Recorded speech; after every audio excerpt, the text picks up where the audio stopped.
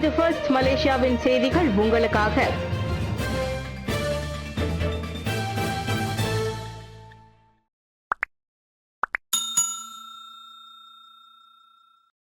தேசிய முன்னணியில் உரிய மரியாதை இல்லை என்றால் மாய்கா இனியும் வேடிக்கை பார்க்காது.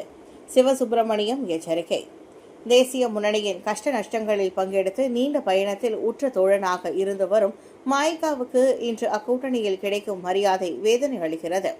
ஒற்றுமை அரசாங்கம் வாயிலாக புதிய பங்காளிகள் கிடைத்ததும் தேசிய முன்னணி தலைமை மாய்காவை ஏதோ வேண்டாத விருந்தாளி போல் நடத்தி வருகிறது. இந்த அவமானங்களை மாய்கா இனியும் பொறுத்து கொள்ளாது என தேசிய ஊடக பிரிவு தலைவர் எல் சிவசுப்பிரமணியம் காட்டமாக அறிக்கை வெளியிட்டுள்ளார். ஆக்கப்பூர்வமாக மக்கள் பணியாற்ற அமைச்சரவை பிரதிநிதித்துவம் வழங்காமல் தொடர்ந்து அலைக்கழித்தால் கூட்டணியை விட்டு வெளியேறுவது குறித்து மாய்கா பரிசீலிக்கும். இனியும் உரிய அங்கீகாரம் கிடைக்காவிட்டால் அடிமட்ட தொண்டர்களின் கருத்துக்களுக்கு மதிப்பளித்து இறுதி முடிவு தேசிய பேரவையில் எடுக்கப்படும் என்றார் அவர். இது மிரட்டல் அல்ல, எங்களின் உரிமைக்கான எச்சரிக்கை என சிவசுப்பிரமணியம் கூறினார். உரிமம் இன்றி ஷா அலாமில் தொழிற்சாலை பேருந்து ஓட்டி சென்ற இலங்கை ஆடவர் கைது. PSV எனப்படும் பொது சேவை வாகனங்களை ஓட்டுவதற்கான உரிமம் இல்லாதது மட்டுமின்றி காப்புறுதி பாதுகாப்பு மற்றும் சாலை வரி காலாவதியான பேருந்தை ஓட்டி சென்றதற்காக வெளிநாட்டு ஆடவர் ஒருவர் கைதாகியுள்ளார். ஷா அலாம் அருகே கூட்டரசு நெடுஞ்சாலையில் வர்த்தக வாகனங்களுக்கு எதிரான JPJ சோதனை நடவடிக்கையில் 30 வயது அந்த இலங்கை ஆடவர் கைதானார். தனது முதலாளியின் கட்டளையின் பேரில் கடந்த 6 மாதங்களாக அந்த தொழிற்சாலை பேருந்தை தான் ஓட்டி வருவதாக அந்நபர் விசாரணையில் கூறியுள்ளார். பல்வேறு போக்குவரத்து குற்றங்களுக்காக அப்பேருந்துக்கு மொத்தம் 10 குற்றப்பதிவுகள் வெளியிடப்பட்டன.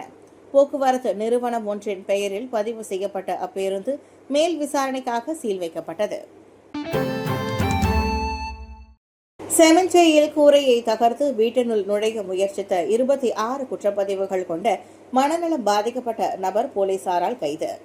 நேற்றிரவு செமஞ்சேயில் வீடொன்றின் மீது ஏறி வீட்டினுள் நுழைய முயற்சித்த 48 வயது நபரை 4 மணி நேரத்திற்கு பிறகு போலீசார் வெற்றிகரமாக கைது செய்தனர்.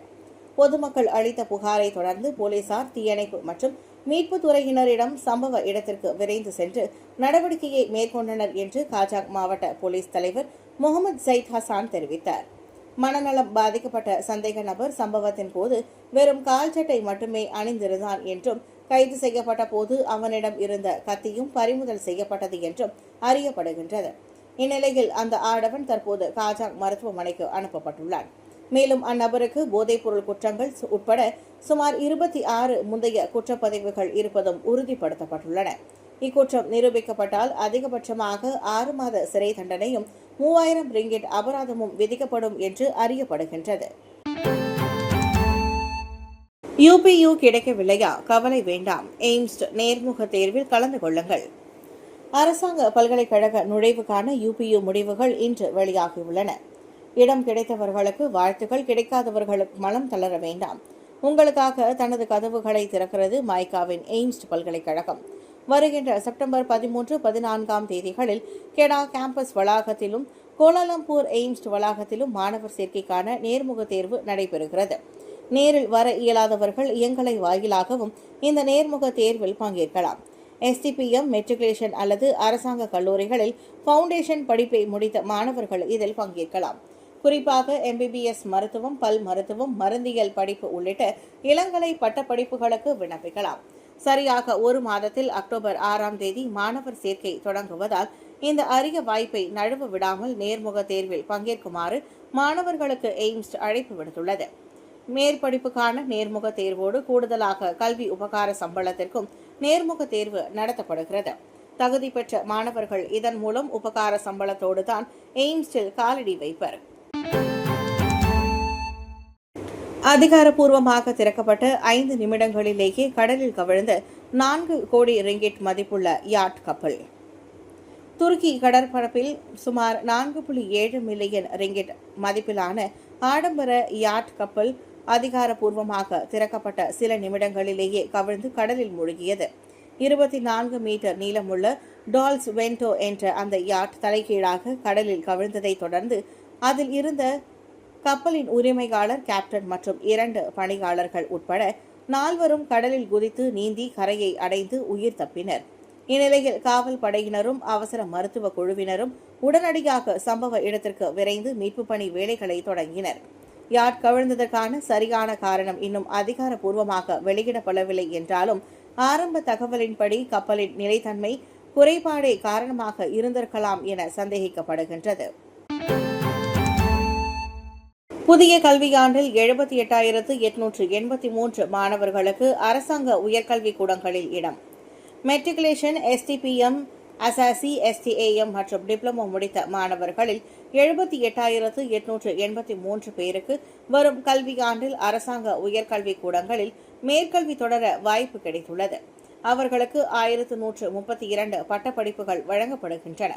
இளங்கலை பட்டப்படிப்புக்கு UPU ஆன்லைன் வாயிலாக மொத்தமாக 1,09,866 விண்ணப்பங்கள் கிடைத்தன. அவற்றில் தகுதி அடிப்படையில் விண்ணப்பங்கள் வரிசைப்படுத்தப்பட்டு இந்த 78,000 பேரும் தேர்வு செய்யப்பட்டதாக உயர்கல்வி அமைச்சு கூறியது. இடம் கிடைக்காத மாணவர்கள் அதே UPU ஆன்லைன் வாயிலாக மேல்முறையீடு செய்யலாம். இன்று நண்பகல் 12 மணி முதல் செப்டம்பர் 14ஆம் தேதி வரை மாலை 5 மணி வரையில் மேல்முறையீடு செய்ய அவர்களுக்கு வாய்ப்புண்டு. ஆப்கானிஸ்தானில் தொடர்ச்சியாக 3வது நிலநடுக்கம், 2,200க்கும் மேற்பட்டோர் உயிரிழப்புகள். நேற்று ஆப்கானிஸ்தானில் மீண்டும் 6.2 ரிக்டர் அளவிலான 3வது நிலநடுக்கம் ஏற்பட்டுள்ளது.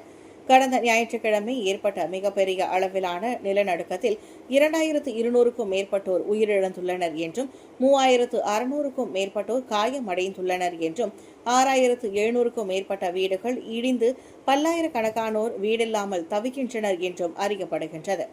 இந்நிலையில் அப்பகுதி மக்களுக்கு உணவு, மருத்துவ பொருட்கள், தங்குமிடம் போன்றவை உடனடியாக தேவைப்படுவதாக உள்ளூர் அரசு கூறியுள்ளது. மேலும் 84,000 பேர் நேரடியாகவும் மறைமுகமாகவும் இச்சம்பவத்தில் பாதிக்கப்பட்டுள்ளனர் என்று மதிப்பிடப்பட்டுள்ளது. மீட்பு பணிகள் நடைபெற்று வரும் நிலையில் பல கிராமங்கள் முற்றிலும் அழிந்து மக்கள் வெளியில் தங்கி உள்ளனர் என்றும் ஆப்கானிஸ்தானின் கடுமையான வறுமை, மோசமான காலநிலை மற்றும் சர்வதேச உதவியின் பற்றாக்குறை மீட்பு பணிகளை மேலும் சிக்கலாக்கி வருவதாக தகவல்கள் அறியப்படுகின்றது. 2 பிள்ளைகள் நீரில் மூழ்கி மரணம், முன்னுக்கு பின் முரணான வாக்குமூலம் கொடுத்த பெற்றோர் மீது கொலை விசாரணை.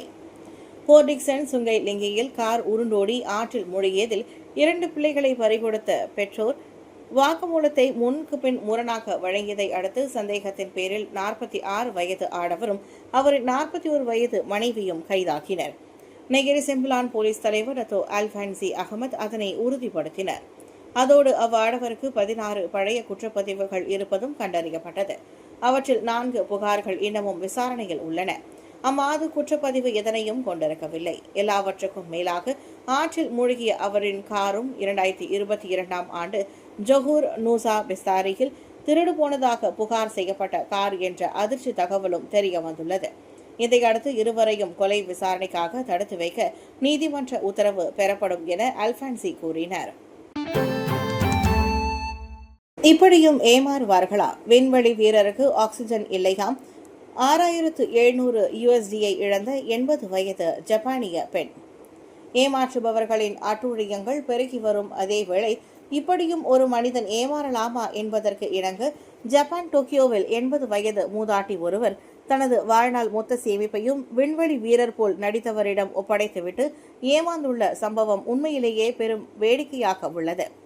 அம்மூதாட்டிக்கு சமூக ஊடகத்தில் அறிமுகமான நபர் தன்னை விண்கலத்தில் சிக்கி தவிக்கும் விண்வெளி வீரர் என்றும் ஆக்சிஜன் வாங்க பணம் தேவைப்படுவதாகவும் கூறி அந்த பெண்ணை நம்ப வைத்துள்ளார்.